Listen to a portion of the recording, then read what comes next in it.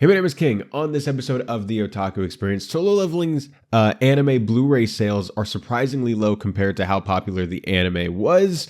A Jujutsu Kaisen animator reveals how nightmarish the conditions working on that were. We're going to talk about how Crunchyroll is licensing Blue Lock, Haikyuu, and Overlord movies for later this year in North America. The Oshinoko anime season 2 news for the releases is here, and also Berserk finally confirms a release date with a colored panel. All that and much, much more.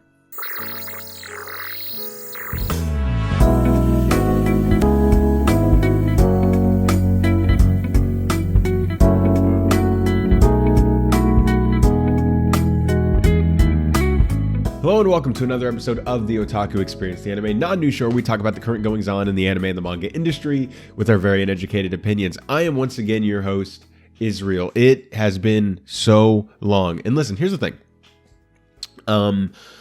It's been a minute. How you guys doing? Hi, hope you're well. I'm exhausted. I'm so tired. Look at all this paint on my hands. You know how much overtime I've been putting in? Okay, let me just talk candidly for like 5 seconds, okay? This year has just been like the worst for me. Like this has just been the worst. Like I have not had a good 2024 so far. For those of you guys who know, I work in construction remodeling. That's the field I work in. And we had these jobs that we started towards the end of last year that were supposed to finish towards the end of last year, but because of so many problems of hired help that we hired, and so many problems that they've caused, we've had to put in so much overtime to make up for that. I've been like working on weekends. I was literally working, doing remodeling, doing the finishing touch-ups to get out of this job until 2 a.m. last night. So I'm so tired. But as far as I'm aware, we got everything done. Everything's fixed. Customers are happy. We should be good. Overtime should be done. And I can come back and start doing the show more consistently again. But I've just been so hammered with everything. My body is just aching. I'm so tired. But it's okay. We have coffee in my Harry Potter mug. And we have anime news to talk about. Speaking of which, you guys know how much I love free run, right? You guys know how much I love anime. I haven't seen any anime, but specifically, I have not finished free run. I'm still like 5 episodes behind purely because of how much stuff I've been doing. You know, like I get home and I don't want to watch anime. I just like come home, make food, lay down in my bed, and just like watch YouTube or Instagram reels for like 30 minutes until I fall asleep. Like that's like my days now. But hopefully that's out of the way and I can come back and do the show more consistently. I want to thank you guys so much for waiting and being patient. It's been a really big help. But anyways, we're going to hop right into the news here. And like I said, we're going to be starting off here with Solo Leveling. So Solo Leveling was arguably the... excluding like free run, it's probably the most watched and the most hyped up show of the winter 2024 season. Just ended. I have not seen it. Like I told you guys, I would not watch it. Listen, if you guys don't know the lore, on my main YouTube channel, Kingtanic right there, I do this like Sword Art Online. Like you can see it over there. Like, I have figures, I have the books, I have the collector's set. Like, Sword Art Online is my favorite anime. And so, I would do this series on my show, on my channel called Saturday, where for a while it was every Saturday, then it became like one Saturday a month, then it just became whenever I could talk about something. On a Saturday, I would talk about something Sword Art Online related. And I can't tell you the amount of times so many people, including friends of mine, who would I would talk about Sword Art Online and they'd be like, dude, you should watch, or because the anime wasn't out yet, you should read Solo Leveling. It's like Sword Art Online, but good. And it just soured me on it. So I told myself, I was like, I'm probably just not going to watch it. It wasn't like this big hate fest thing. It's just like, yeah, I mean, it's you don't really want to watch something if the way that you're brought into watching it is by someone tearing down something else that you love to say to watch this instead. So that's just, not really something that I, have a whole bunch of interest in. If I watch it eventually, and let's be honest, I probably will watch it eventually, for like whenever the award season comes, I guarantee this is going to be a mega contender in the Crunchyroll Awards. You're probably looking at Anime of the Year already here, unless, something major comes out towards the end of the year that I'm forgetting about. But maybe One Punch Man, now that I think about it. But, we'll see. It's still too early to call that. But, and maybe Freerun, but that doesn't really seem like a Crunchyroll type of win. But anyway, so with Solo Leveling, the anime is now over, and so it started doing its Blu-ray sales, and the Blu-ray sales have not been going good.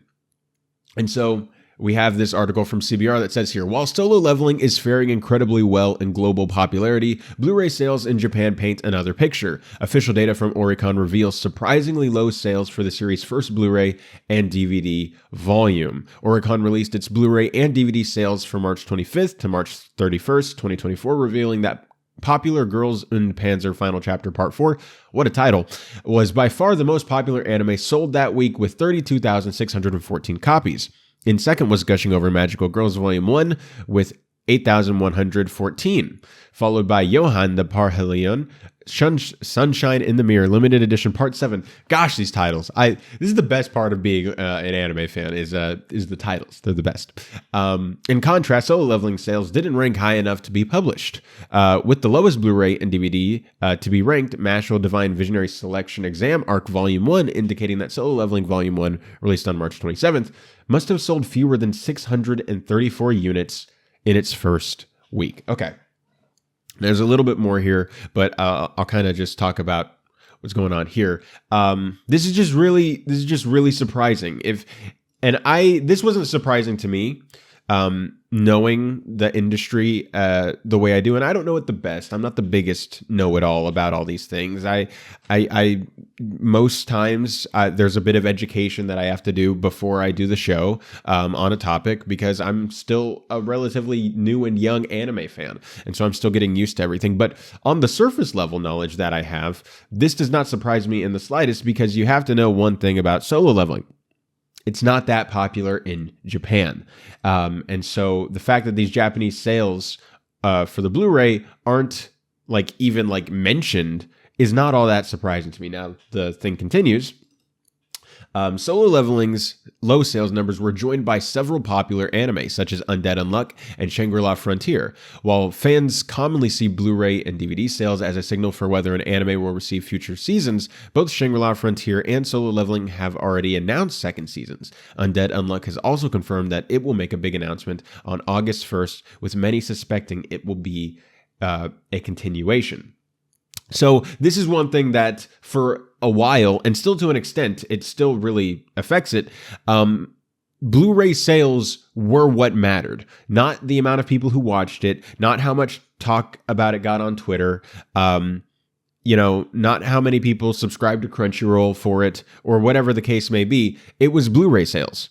If this didn't do well in Blu-ray sales and in merchandising, it wouldn't make its money back. Because putting it on the TV in Japan, because there's streaming services everywhere else, so it really only airs on TV there. It never really made its money back until it got to the Blu-ray section. Now, with most of the world, there's still parts of the world like Japan who still really do love Blu-rays, but most of the world is kind of falling off of the physical media train in favor of digital media. And with that being the case, the industry is starting to see that they're going to have to start changing how they go about things and where they get their biggest profit from, because if they continue to rely on the Blu-ray and DVD sales, eventually that well is going to run dry, and eventually they just won't have money to make future progress, or they'll have to operate on a loss until they can figure out a way to do that. So they need to start planning ahead in the future, and it seems like they've done that with Solo Leveling. We know that Chainsaw Man's getting another thing over at MAPPA, even though that is not all that popular in Japan, and its Blu-ray sales didn't do all that well. And so it's definitely going to continue, and it's definitely probably to an extent through merchandising. And I would assume they have some deal with the streamers like Crunchyroll and stuff like, hey, especially if it's not a premium user, that they get a portion of that ad revenue. Like, because if you don't have a premium Crunchyroll account, there are ads that air on the episode. And so I assume they would get a portion of that as well. And then on some way, try to make their money back. But they're definitely going to have to change how they go about things. And then the story concludes with, while it's unclear why Solo Leveling hasn't fared as well in Japan, from Crunchyroll CEO, comments from Crunchyroll CEO Rahul Parini suggests that this was always a possibility. Speaking to The Verge, he highlighted that sometimes certain stories might not be something our partners might be able to create and produce primarily for the Japanese audience. Then he cited Solo Leveling as a series worth Crunchyroll investing in, given its broader audience. Internationally, Solo Leveling has fared much better. On My Anime List, the world's biggest database by anime count, which also boasts a 95% user base outside of Japan, Solo Leveling was among the top-rated series for the season. Additionally, it saw a stunningly low drop rate among viewers who started the series. So, we know that it's not people who watched the first episode and then got bored and then didn't finish the show. We know that that's not the case. What's going on here is that this is just still residue from an initial old way of making their money back in this industry that is starting to not be as successful anymore, because there are anime that are going to be more popular in other countries that the studios want to continue making because they're popular in those other countries, but aren't as popular in Japan, and then don't get those Blu-ray sales that they want. So they have to find other ways to make up for that. And then eventually Blu-ray sales will be essentially obsolete, with only a few collector's copies being made of maybe really popular or high-end demand stuff. But then if so, only a very small amount of copies will be made of those Blu-rays. And so as the Crunchyroll CEO was saying, sometimes, the, what is it, a webtoon that it's based off of? I believe Solo Leveling's Korean, but I think it's based off of a webtoon or something like that. And I'm not caught up on Solo Leveling lore because everybody soured me on it. But the source material wasn't popular in Japan. And so I think they kind of knew going in that it wasn't going to be something that was popular in Japan, but was something that was going to super catch on, especially in the West and in other countries outside of Japan. And clearly it did do that because it had great retention, it had great reviews. People really enjoyed watching it outside of Japan. And so, but people outside of Japan don't buy Blu-rays. And then the people in Japan don't want to buy Blu-rays of Solo Leveling. And so, it's kind of interesting how that goes. So this isn't surprising to me. It strikes me a lot like what happened with Chainsaw Man. How, you have a hugely popular show that takes over and is the talk of the town for the entire anime season. But Japan just doesn't like it, and they prefer other shows, and then they don't support it when it comes to the physical release. And that's just something that we have to deal with. But anyways, guys, what are your thoughts on Solo Leveling's Blu-ray sales not being as high as maybe one would expect them to be, given how popular the show was? All right, so we're going to move on to this other story now, and that is this animator. Okay. We're still talking about this MAPPA crap, dude. Like this whole thing, this has been like a 8-month arc at this point. When did Jujutsu Kaisen Season 2 start? Like in summer? Dude, it's been almost a year. And we'll keep talking about it because it's a serious thing that needs to be addressed. But it's just like, dude, like it's still going. But an animator from Jujutsu Kaisen revealed how bad it was to be working at MAPPA at that time. So Jujutsu Kaisen Season 2, super popular show. Everybody loved it. One of those shows that is popular in Japan, and as well as abroad. But it had a ton of production issues, people being overworked, people being underpaid, people quitting, people speaking out, even though they signed an NDA not to, basically putting their careers on the line, people vowing that they would never work with MAPPA again, episodes having to be delayed, animation troubles. Like, it is just a huge fiasco.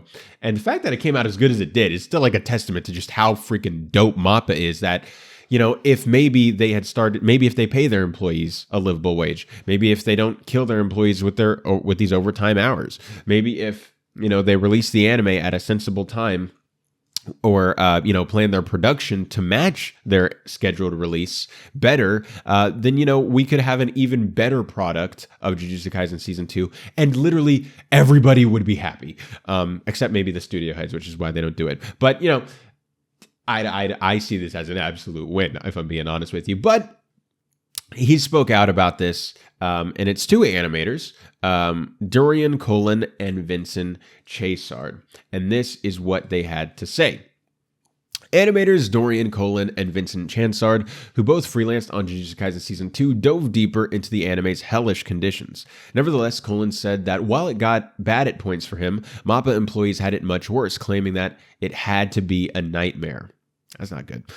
On Konoha's TV recent stream, Colin said, "The first experience I had on Jujutsu Kaisen was pretty tense. As for Season 1, I have some funny experiences. Some are positive, others are negative. The good experiences including going and living in Japan, feeling free to have fun on episode 44 or Season 2, episode 20, due to a better schedule, and working on episode 35, Season 2, episode 11. However, working on episode 35 was great for him, describing it as 2 good days. They were 2 chill days, though. He highlighted that MAPPA employees had it much worse, but it's different for us than it is for the staff working directly in the studio itself. For them, it had to be a nightmare. Once again, I can't talk for them. We didn't have the same experience. For them, it's 15 times harder than me." So he's just speaking on the outside looking in, of just as this observer of, dude, if it's difficult for us, because I'm not gonna kid you guys. Obviously, everybody knows that working in this industry, even when everything is going right and everything's going good, it's still incredibly difficult and near impossible to make something good. And so, seeing that, and then seeing that the people inside, literally studio employees, not freelancers who came to work on the show and then will go do something else, but people who work at MAPPA, working on Jujutsu Kaisen Season 2, seeing that and going, dude, that is 15 times harder than what I'm going through. It's nuts. It's insane. Then they say, Colin added that episode 41 was catastrophic. The episode titled Thunderclap Part 2 was one of the most widely discussed episodes of the season. It came at a height of online outrage from Jujutsu Kaisen freelancers toward MAPPA, and the episode proved polarizing for its ambition, yet clearly unfinished quality. Thunderclap Part 2 recently received revised cuts and extended footage to the praise of many fans. J. Annie CA's recent report revealed the proportion of freelance animators versus permanent ones, while NAFCA's recent reports explored the differences between freelancers and employees. In line with Colin's experience, they found that a permanent employee worked significantly more hours than freelancers. Colin also highlighted how newer animators would often be pulled out at the last minute, putting pressure on everyone to ensure the production didn't collapse. NAFCA's latest report likewise revealed that anime staff more generally worked longer than the general population, averaging 39% more working hours per month. That's almost 50%. I mean, I know it's almost 40, but it's closer to 50 than it is to 25, dude. Oh my gosh. It's just mind-blowing to me how this happens.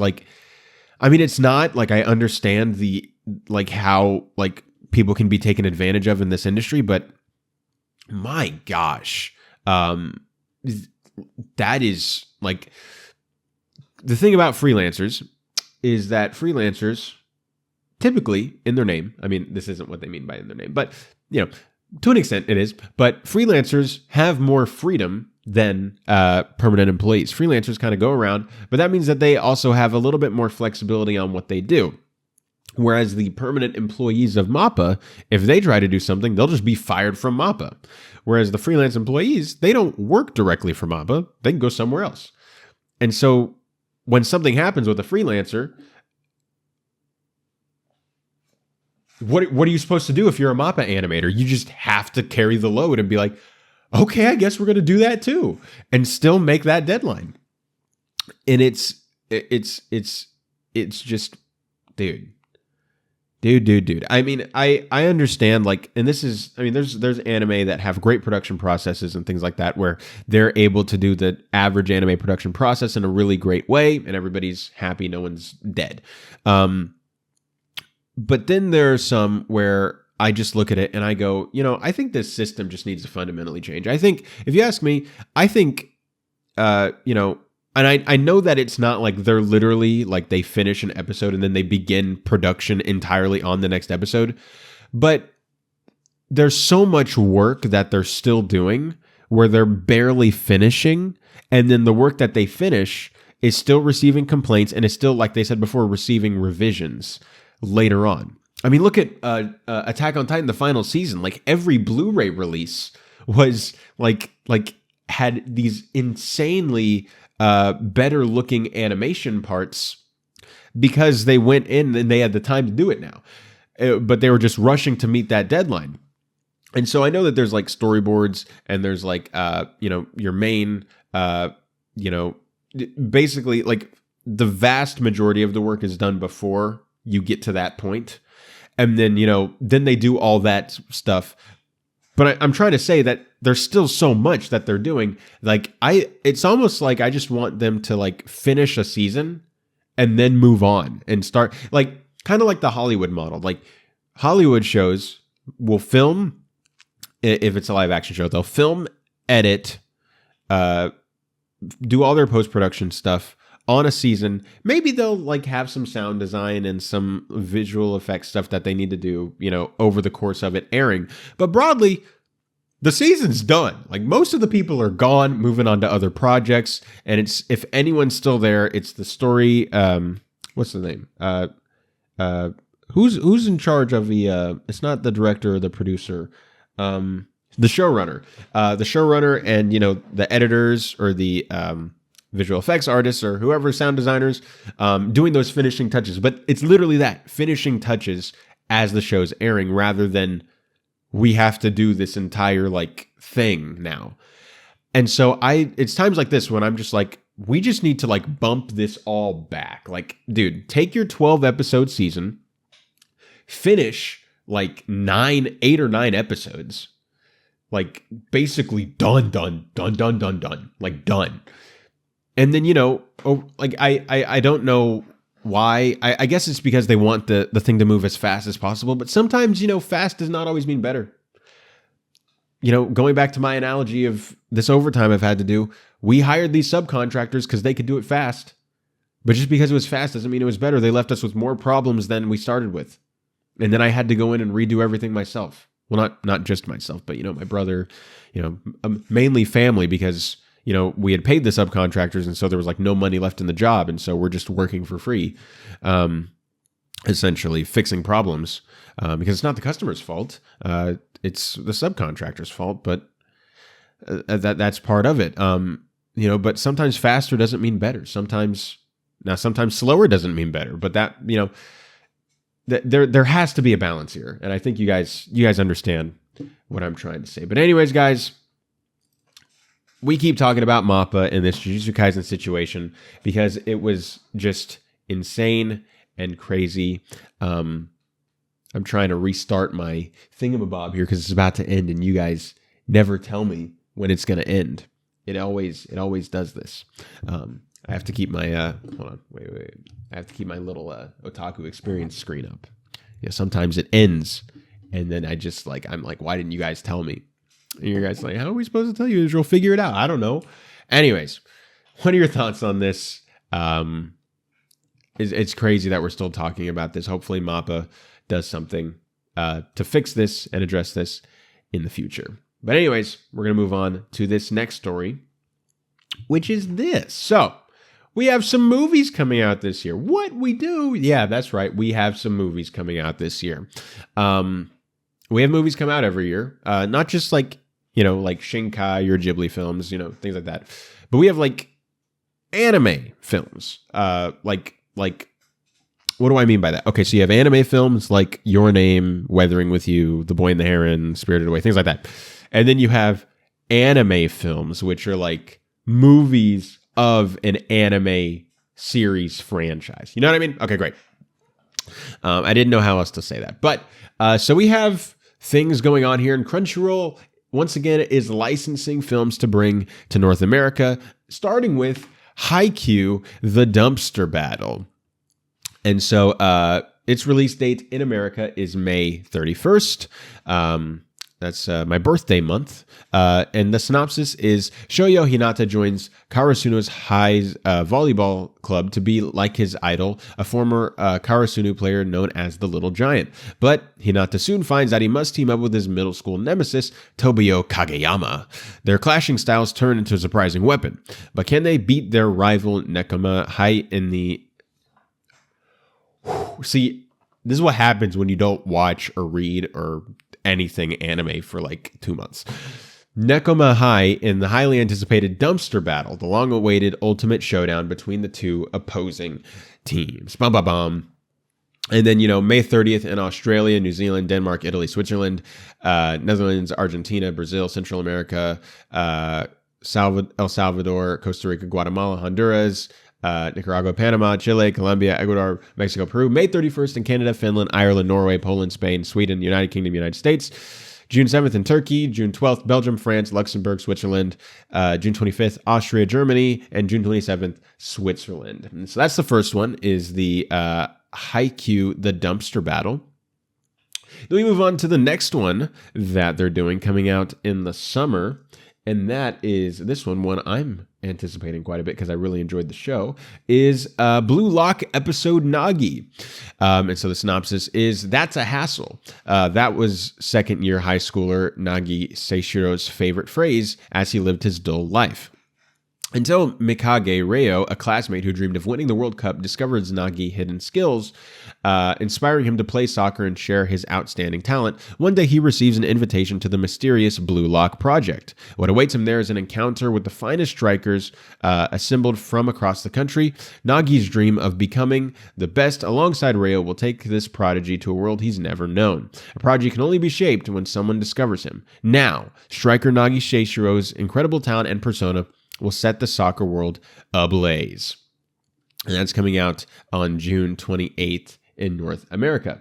Then we have one more, and that is one that I'm not going to watch this. I didn't really enjoy the anime, so I stopped watching it. But for those of you guys who do like Overlord, we have Overlord, the Sacred Kingdom. After 12 years of playing his favorite MMORPG game, Momonga logs in for the last time, only to find himself transported into its world playing indefinitely. Throughout his adventures, his avatar ascends to the title of Sorcerer King Ain's Ol Gown. Once prosperous, but now on the brink of ruin, the Sacred Kingdom enjoyed years of peace after construction of an enormous wall protecting them from neighboring invasions. But one day this comes to an end when Demon Emperor Jaldabaoth arrives with an army of villainous demi-humans, fearing invasion of their own lands and neighboring territory of the slain theocracy, is forced to beg their enemies at the Sorcerer Kingdom for help. Heeding the call, Momonga, known as the Sorcerer King Ain's Ol Gown, rallies the Sorcerer Kingdom and its undead army to join the fight alongside the Sacred Kingdom and the slain theocracy in hopes to defeat the Demon Emperor. And those are all the movies that, at least the Crunchyroll ones that are coming to North America this year. Are you excited about that? Now, we have a couple more. And one of them is this. So Oshinoko, one of the biggest anime of last year, did pretty well at both anime awards. Season 2 is coming out soon, and we have some news about that. The staff of Oshinoko Anime announced on Thursday that there will be a revival screening of the anime's first 90-minute episode, Mother and Children, for 2 weeks starting on June 7th in Japan, not on Japan. There will be a Dolby Cinema version available. In addition, the first episode of the anime's second season will get an advanced screening in Japan on June 30th.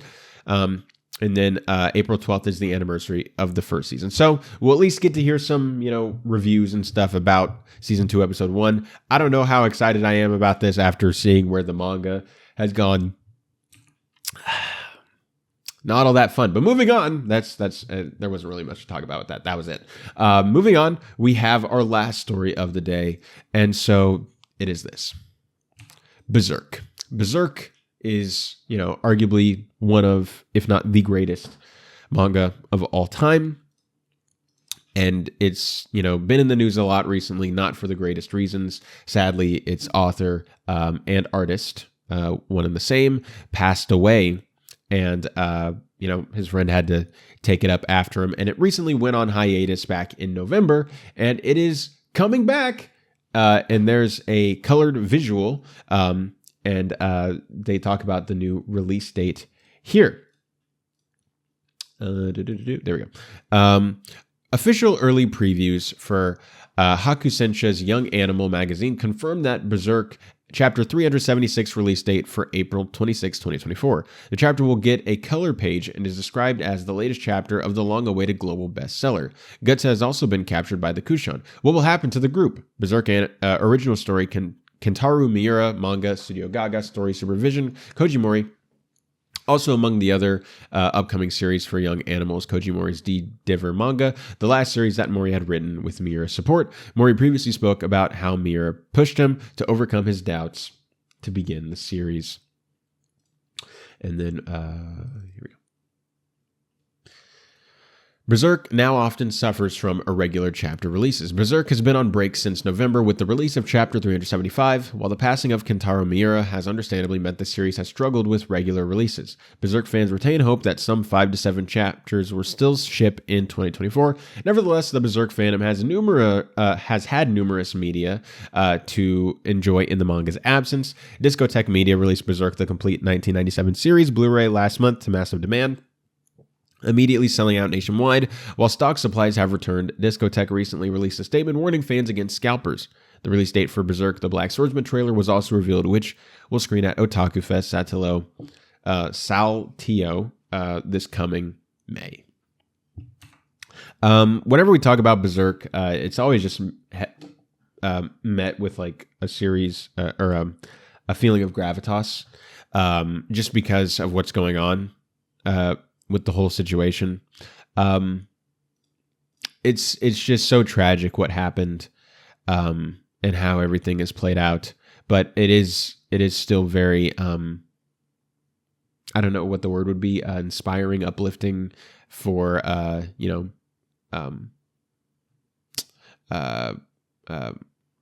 Mori to take over. But yeah, what do you guys think about that? Are you guys excited to check out Berserk coming back? I'm not caught up at all. I'm still at the beginning, but is what it is. I'll check that out at some point too. But anyways, guys, that's going to do it for this episode of the Otaku Experience. I know it's a short episode, but we got to start small. When you go back to the gym after a long time, you don't start with the same weight that you did last time you were there. You take it back a few pounds and then you build back up. So we'll get back to things like the audience rankings, reading your comments and questions and things like that in the next episode, which will hopefully be sometime later this week. That being said, guys, I want to thank you so much for watching this, and I will see you all hopefully soon on the next episode.